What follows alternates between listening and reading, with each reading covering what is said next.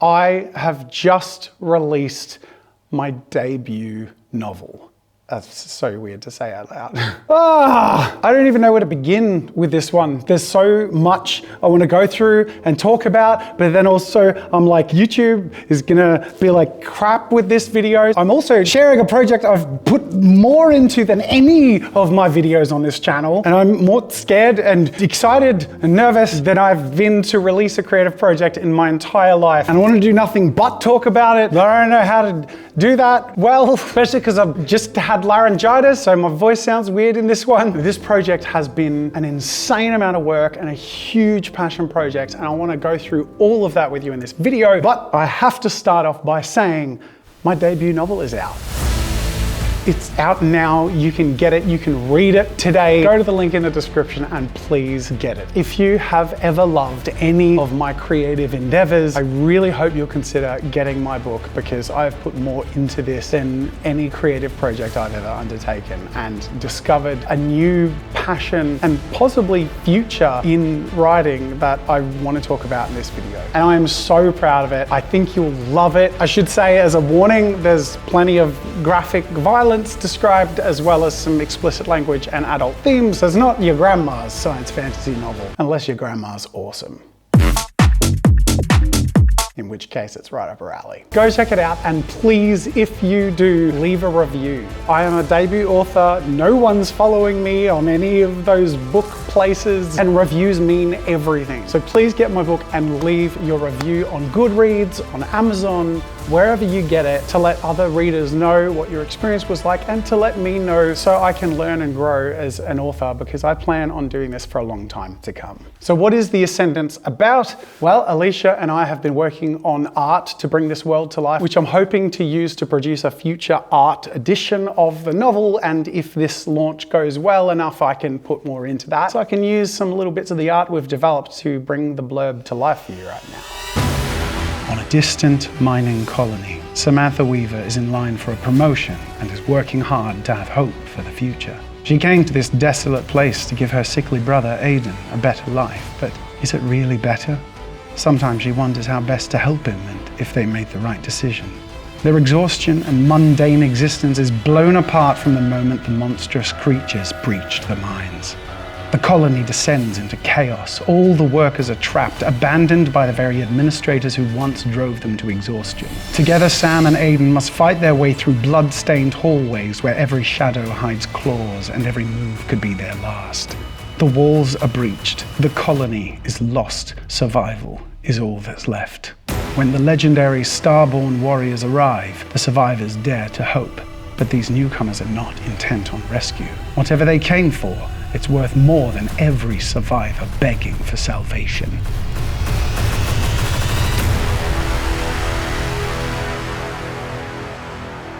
I've really put everything into this book. It's been out of nowhere and wild and all-consuming, and this is almost my debrief from working on something so hard for so long as I actually put it out into the world, which is also terrifying. And the story of how this story was written begins with my unmanageable ADHD. You see, I suck at not working. Don't get me wrong, I love taking time to spend with my family and on holidays, but between activity and travels, I just can't relax in a conventional way. My brain doesn't need that, it needs dopamine. All that is to say, when I was heading off on a little tropical getaway with my family in August of 2024, I knew I needed something to let my mind chew on and create while we were gone, and I decided to write a short story. I'd never written before, never done creative writing. I thought I'd give it a crack. So I Googled how long a short story is, and Google said 1,000 to 10,000 words. So I thought, cool, I can do that. And it worked great to help me function, meaning that, you know, when people were relaxing by the pool or reading their books or whatever, I had something I could put my mind on. But it gave me a goal and some dopamine to feed on, and it worked really well. Except by the end of the holiday, I had written 20,000 words, and only like the first quarter of this story I had roughed out in my mind. And the biggest problem was that I realized I really enjoyed it. This was my first time creative writing at the age of 35. I literally hadn't tried it before, and I accidentally discovered that I really like writing. You see, I've always thought of myself as a visual artist, as, you know, a lot of you watching this video. I always thought it was the tangibility of the mediums in front of me that drove my passion. The magic of using pencil and paper, starting with a blank white page and ending with something that never existed before, of whatever design I could imagine. Or the addictive sensation of molding clay and carving it to a textured finish that tells a story and evokes a reaction. Or the satisfying feeling of setting myself bigger and bigger challenges with new and more difficult mediums to create worlds, characters, and stories. As we came away from our 10-day holiday and I'd well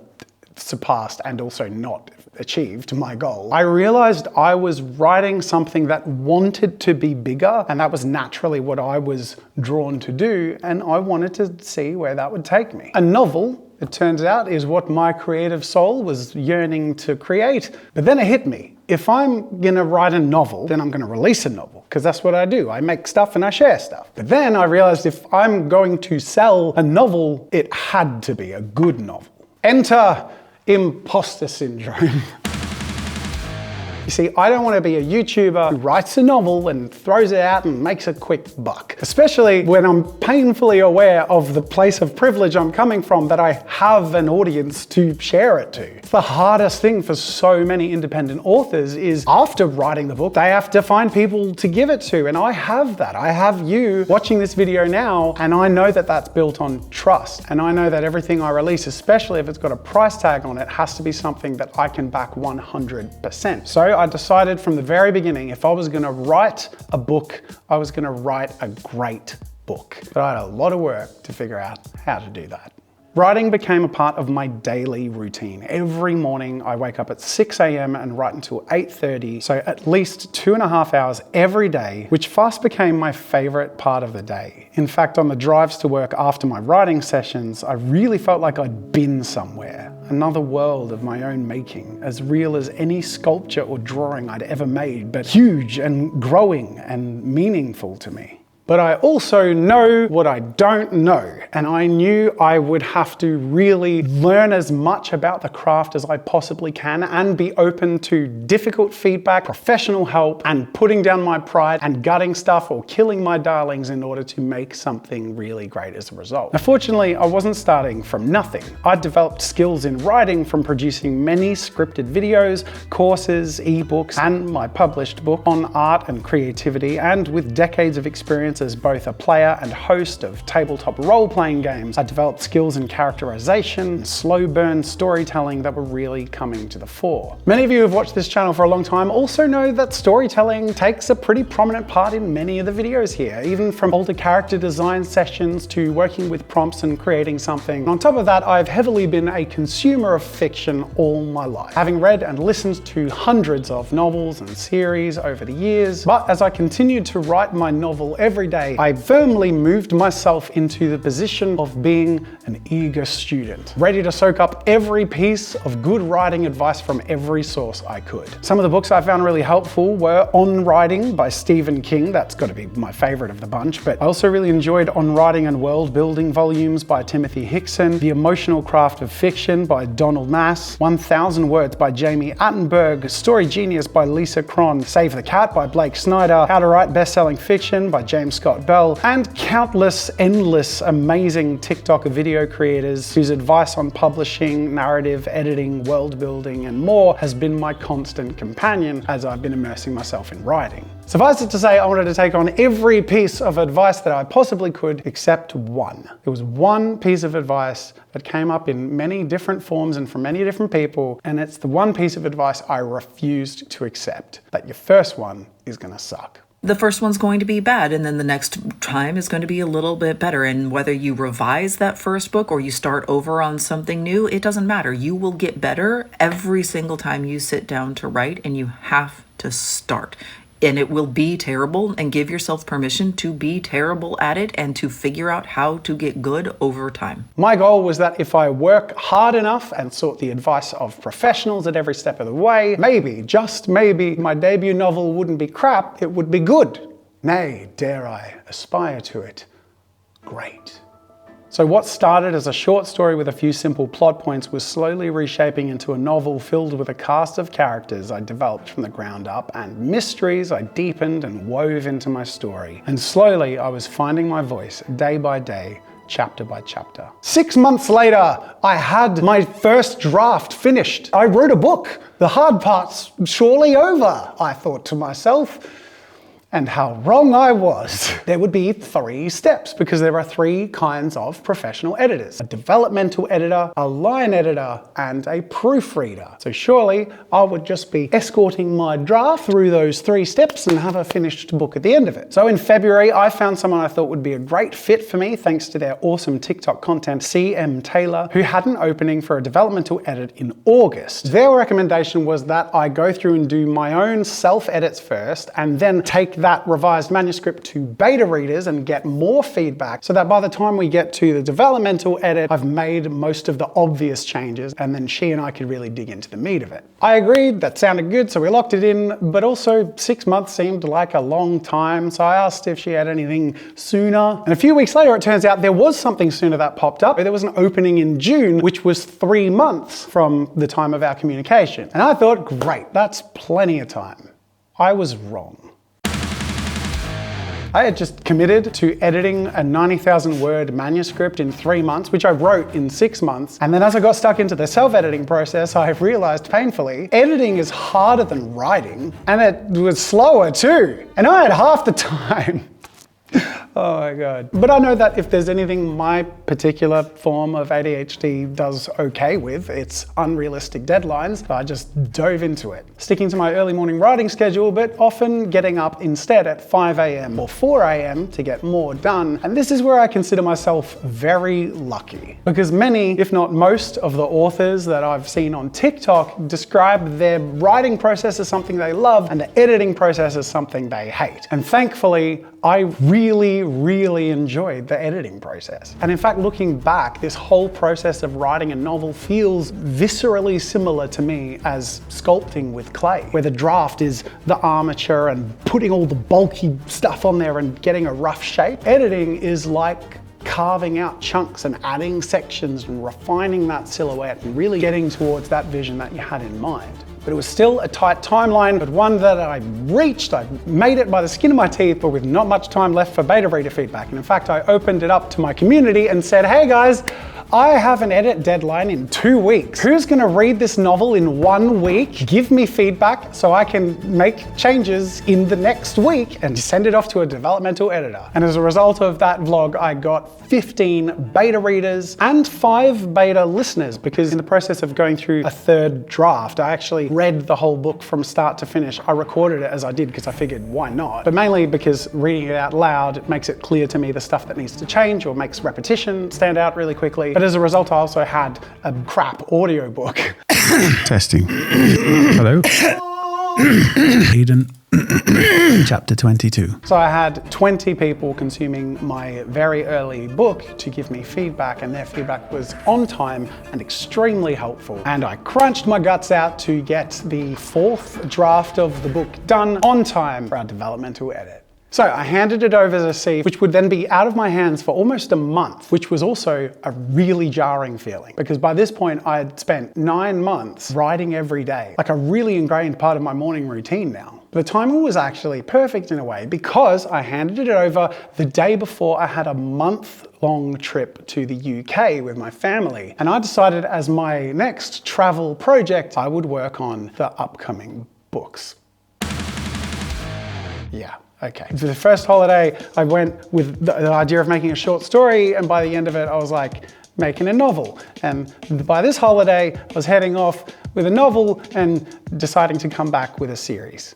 I spent the whole month getting acquainted with Obsidian, mapping out thousands of years of my world's history and the origins of various species, worlds and colonies, and refining and defining all of the elements of my world's culture, magic system, and lore. There was a lot of the world building in the early draft that I just didn't quite know yet. I just had a loose idea of, and by the time I got my developmental edit back from C, I knew the world. I knew the magic system, and I also knew where it was going to go. and I had my first piece of professional feedback and refocusing. Now, usually a developmental edit focuses on the overall story structure, the plot elements that are missing and need to sort of maybe be reworked for a satisfying outcome. But the biggest help I got from C in my developmental edit was the encouragement to refocus on character interiority. So far, my writing had leaned much more on stage direction and on exchanges, dialogue, that sort of thing, which both come much more naturally to me. But it's the character interiority, the point of view of the chapters and the thoughts and feelings the characters have based on what's happening around them that were the things that I needed to pay the most attention to and put more work into before my line edit. So I launched back into it to make those changes, ready for the line edit, which I'd also already booked in for a very, very stupid short deadline again, because I'm an idiot.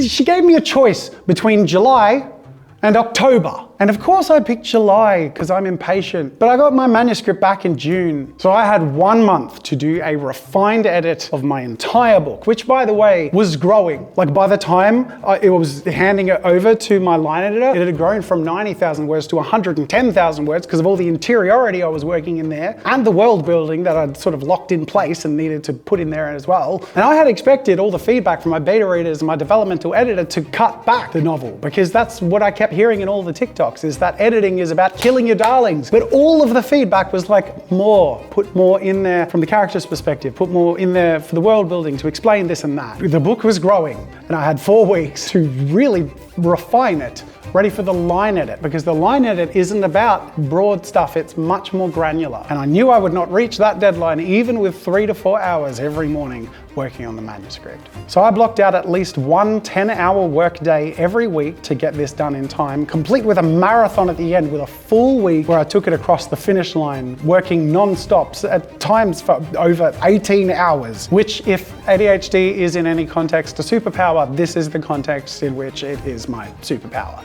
It's also not great for work-life balance or mental wellness, but you know, in bursts, it's kind of fun. I'm sorry. Why do you ride like you're running out of time? Every day you ride like you're running out of time. Every day you ride like a second you're alive. Every second you're alive. Every second you're non-stop. I made it. Barely. It was, So with my deadline reached, I handed it over to my line editor, Amanda Waller. I had another short period where I wasn't able to work on my manuscript. I spent that time thinking more about the upcoming novels because the series was becoming very real in my mind, and also finding an audiobook reader because my favorite way to consume books is with audiobooks, and my favorite kinds of audiobooks, especially multiple perspective ones, have a couple of readers. Usually a male reader that represents the male perspective chapters and a female reader that represents the female perspective chapters. And the main protagonist in my story is a female. And while I am intending on doing the male perspective chapters for my audiobook, I knew I needed a great female audiobook narrator for the main character. Then I got my manuscript back ready for my final changes and a proofread. And you would think, oh, there we go. Now it's time to relax, take it across the finish line nice and calmly. But no, I don't do that. I do crazy deadlines. That's all I do. This one wasn't my fault because the audiobook narrator that I loved and really wanted to work with, who was available and agreed, is going on maternity leave at the end of August. So I had a week. I got my manuscript back from my line editor and I had 1 week to apply changes. Also, I'd given my manuscript to my wife, Kate, who has huge and extensive experience having gone to university with literature courses and been a teacher for many years. So I basically had 2 line editors, both of which provided a lot of feedback on a more granular level. And I had a week to implement all of that to the degree that I felt would suit my book. And again, Why do you ride like you're running out of time? Every day you ride like you're running out of time. Every day you ride like you're running out of time. Did it. I made it. My last crazy deadline. So I sent it off to Ella, who actually also happens to be one of my co-role players over on Tabletop Time and is a professional proofreader who did a fantastic job at doing the proofreading. Super, super helpful and gave me the confidence to know there's no spelling mistakes now. There's no grammar issues. And in fact, my mind was blown when the last round of proofread changes was like unitalicizing or italicizing full stops and commas. Like, how do you even see that? So after that, it was done. I worked on the formatting for the time that it was away with her, brought it back together, put it together with the cover and the final manuscript and some of the art that Alicia and I have been putting together over time. Reached a threshold deadline for KDP on Amazon where I could no longer make any changes. I submitted the final manuscript, final cover, and the book launched on the 24th of August. Now this video is coming out almost a week after I launched it, but the date of launch was very specific to me. It was a sentimental choice rather than a marketing choice because the 24th of August was the first day of a family holiday last year. So 1 year to the day from when I started a short story, I'm proud to say I've published my debut novel and completely changed over the course of that year. It's even reshaped the picture of what my future looks like. I love doing this so much. There is more of me and my story and beliefs and ideas in this book than there is in anything I've ever made. It's fascinating to me how deep that this creative medium in particular has allowed me to go. On the surface level, with the videos I create, I love being creative. I love big ideas and big bombastic visuals and like really fun twists and eerie feelings. I love trying to capture that in my writing, and there's so much more scope for it. I don't have to make the biggest thing in the world out of foam and clay and glue. I can say it was the biggest thing in the world, made of steel and lava and the souls of its enemies. I don't know, that doesn't exist. Don't worry, the writing's not like that. The point is, there is an unlimited scope for how big and crazy I want to get in my writing, but so much more than that. There's unlimited scope for the depths of life philosophy that I'm inclined to explore in my art that I really haven't had an outlet for before.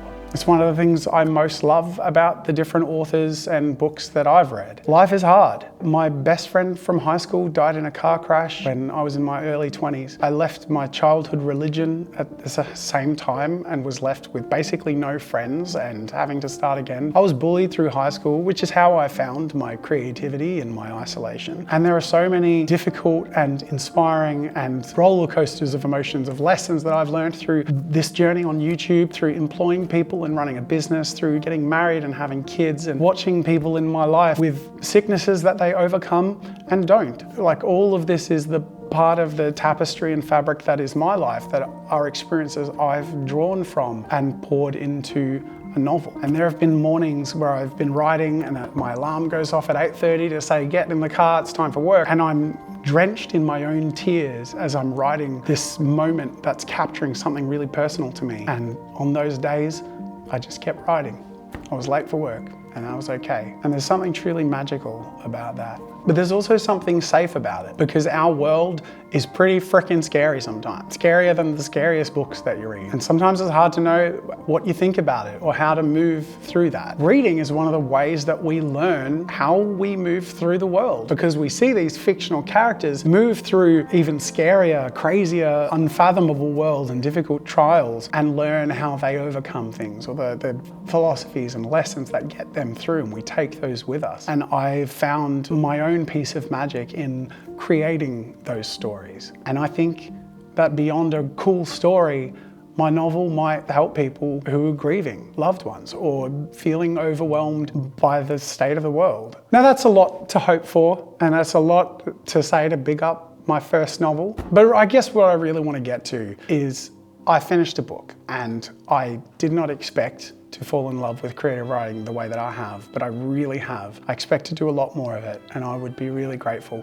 if you gave it a read, give it a listen when the audiobook comes out, and give it a review. I want to know what you think. I want other people to see what you think so that they know what to expect getting into it. And of course, because I hope to do this for a long time, that's going to be more possible if it goes well, because I have 4 books in this series I have in mind, and I really hope that first one captures people, because I want you to want more. But I also want you to know that is more than just a story to me, and it's certainly much more than selling a product. This is a piece of me that I'm pretty nervous to be sharing, and really hopeful that means something to you, because I can tell you it means a lot to me. So much that I want to shout it off the rooftops, but I can't, because I just had laryngitis. And as you can see, I can barely talk in this video. That is it for this video. I wrote a book.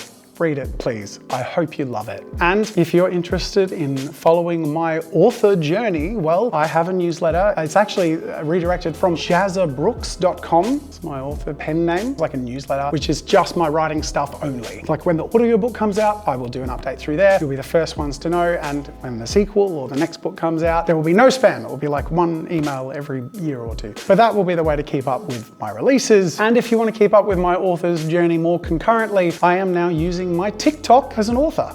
I changed my TikTok name to JAZZA author, and I plan on just sharing the process and being more open about that whole journey over there. I'm anxiously, slightly nervously stepping into that community, hoping that I can contribute to it in a way that helps other people interested in getting into this journey as well. That is it for this video. I hope you have enjoyed this little recap, and more than anything, I hope you love my book.